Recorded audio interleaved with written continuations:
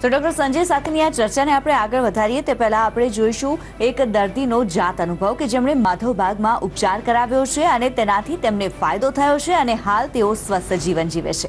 હું ડૉક્ટર વી.કે. સોલંકી છેલ્લા 10 વર્ષથી આ ડાયાબિટીસ, બીપી, ઓબેસિટીથી પીડાતો હતો. મેં એલોપેથિક દવાઓ ખૂબ કરી પણ એનું કોઈ રિઝલ્ટ મળતું ન હતું.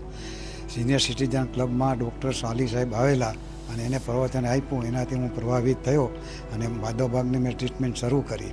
આ ટ્રીટમેન્ટની અંદર કસરત છે, ડાયટિંગ છે અને જેટલું બને એટલું વર્ક કરવાથી શરીર સારું રહે છે અને આનાથી બધી જ દવાઓ બધી કરવાથી મારું શરીર એકદમ કમ્પ્લીટ સરસ થઈ ગયું છે. મને આજની તારીખમાં કોઈ તકલીફ છે નહીં. ડાયાબિટીસ મટી ગયું, ઓબેસિટી મટી ગયું અને બીપી પણ મટી ગયું છે. અને હવે અહીંયાથી એક જ મને ટીકડી આપવામાં આવે છે. માધવબાગનો સ્ટાફ પણ બહુ માયાળુ, લાગણીશીલ અને વફાદાર છે અને કામ કે આજની તારીખમાં હું ટોટલી તંદુરસ્ત થઈ ગયેલો છું. હાથના અમે તો બધાને કહીએ છીએ અને આ તો આયુર્વેદિક દવા છે.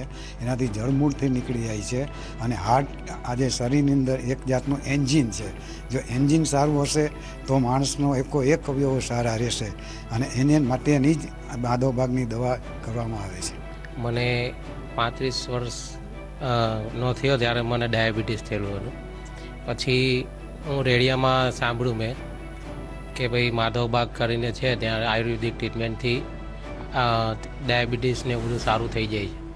એટલે હું આવ્યો શરૂઆતમાં તો સાહેબને મેં બધું ચેકઅપ ને બધું કરાવ્યું.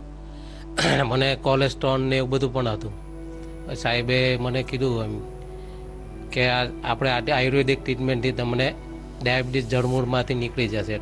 ને અહીંયા ટ્રીટમેન્ટ પણ બહુ સારી થાય છે. સ્ટાફ પણ સારો છે, આપણને વ્યવસ્થિત સમજાવે, સાહેબ પણ સમજાવે.